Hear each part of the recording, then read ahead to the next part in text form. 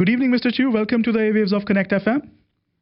Hello, Vasu, Sat Sri Akal ji. Sat Sri Akal to you as well. Allow me to begin by asking you, according to you, who won the debate last night? Well, I like the performance of Anime Paul. She surprised me, and I found her to be quite authentic. And I also find that our leader presented a very prime ministerial image and projected that. Prime Minister Justin Trudeau, on the other hand, though, the Liberal leader, he seemed to be very self-conscious and also under tremendous pressure. That's kind of understandable. I mean, as somebody who has 6 years of government under his belt, people are going to judge him with a lot of his records. So I think Anime Paul did a good job, but I still think my leader is actually prime ministerial. That's a very honest reply. Housing affordability is one of the foremost concerns for the Lower Mainland residents. What is your government going to do to make homes more affordable? Well, I'm glad you actually asked that because Conservatives believe there has been a supply and demand imbalance. So what we're proposing is 3 ways of hopefully adjusting this imbalance. So first, it's to make sure that the foreign investors, their investment in Canada, it's diverted to rental housing, because that way then the residential housing will have less competitions, will have less demand, and hopefully that will stabilize the prices. But yet at the same time, when we welcome them into the rental housing market, there will be more housing units that can be built. The second way that we propose is to increase the land supply. And federal government is the largest land owner in Canada. Conservatives are proposing releasing up to 15% of the surplus land and building and make it available for housing demands. And that way, with more land supply, you will have a more affordable housing situation. And the third one, the final one, is that we're going to invest into the infrastructure that build roads and mass transit rails and systems to those areas where the government is releasing land to. So that way, with the 3 pillars, we will be able to maintain and control the housing market rise. Now, Richmond has been at the heart of the money laundering probe being done by the Cullen Commission. Housing affordability and money laundering are 2 very closely related issues. So what will your government do to help BC tackle this menace of black foreign money?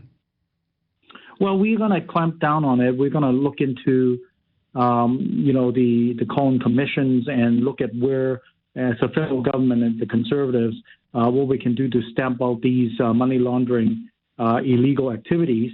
And to tell you the truth, the influence of these foreign money coming mostly right now, the Cullen Commission seems to suggest, from mainland China, it's costing at least 15% of the rise of our housing market. And this is not healthy and not fair to local Canadians. And we're going to look into how we're going to address that.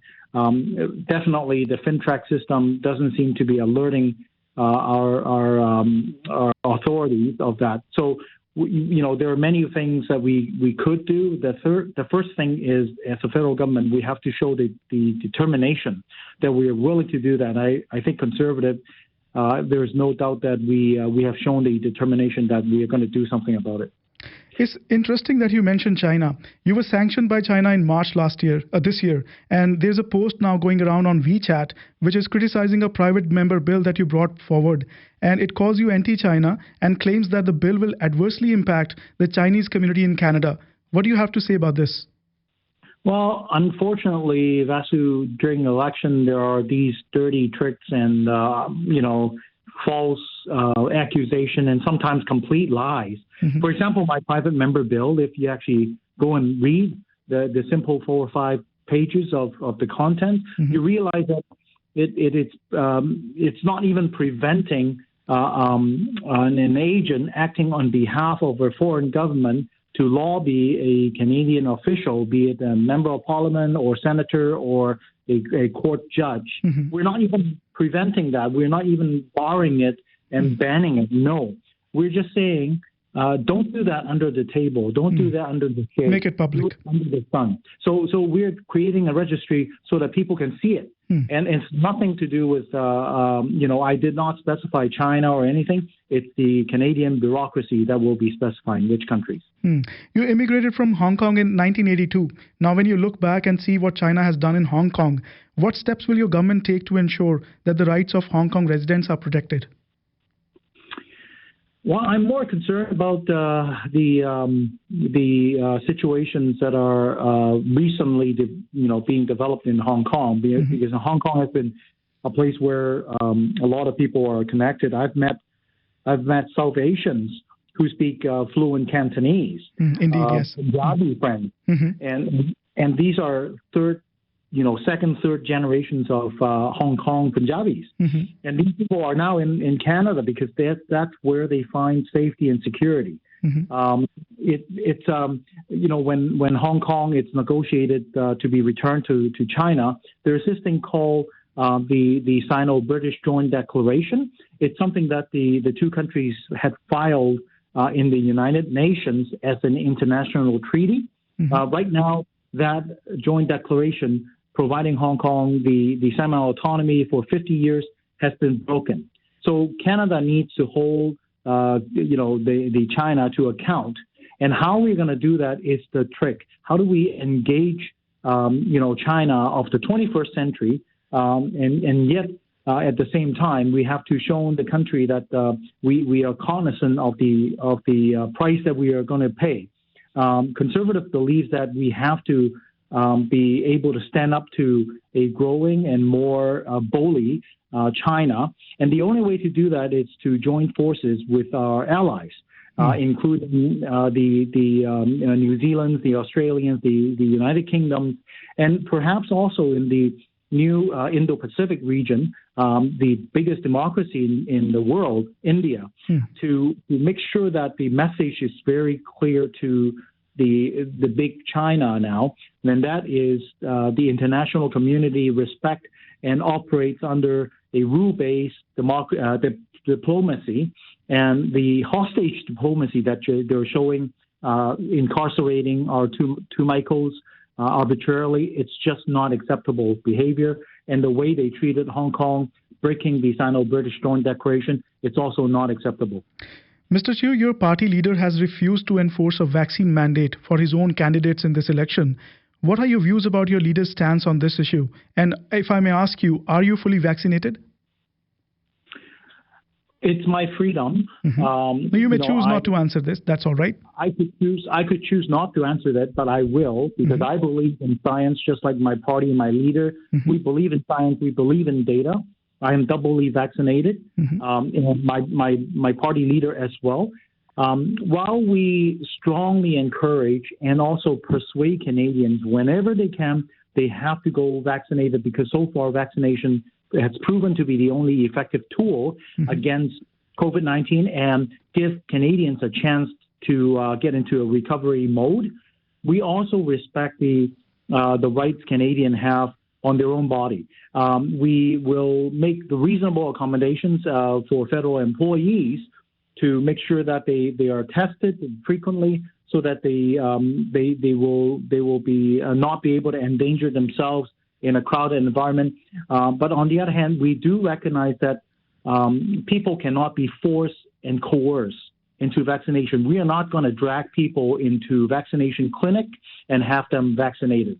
This is not Canada. We will continue to persuade them. We will continue to argue with them, to show it to them that vaccination is the only way out.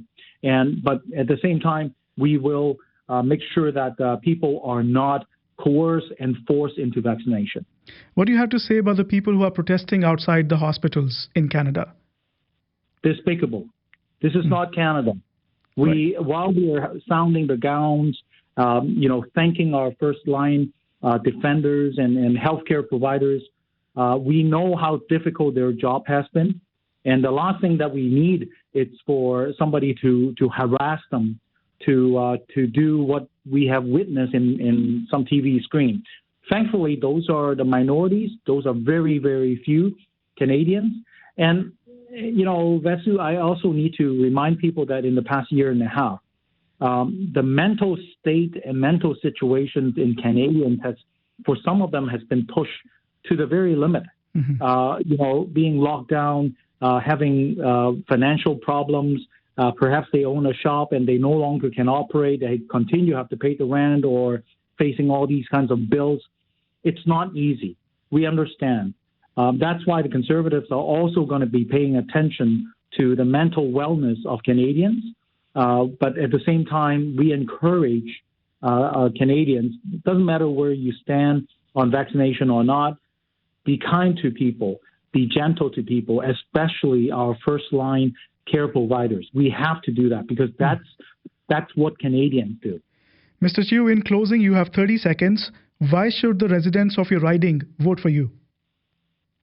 Well, that's because in Steveston, Richmond East, we understand which party it's on the people's side, on the small guy side. And, for example, the Justin Trudeau people are now thinking about decriminalizing heroin and cocaine and all these hard drugs. That's not what the small people, the little people, the regular citizens, the immigrants community wanted. And Kenny Chiu, in the past 20 months, even though it's a short time, I have served my community. I don't care whether you supported me or not. I don't care whether you and I share the same cultural heritage. You are my constituents. You are Canadian, and I'm here to serve you. And that is why Conservatives deserve and will ask for your trust and vote again. And I, Kenny Chiu, will ask for your vote to be the Member of Parliament for Steveston, Richmond East again. Mr. Chiu, thank you for talking with us. Have a very nice weekend. Thank you, Vasu. Bye-bye. And all the very best. You too. Thank you.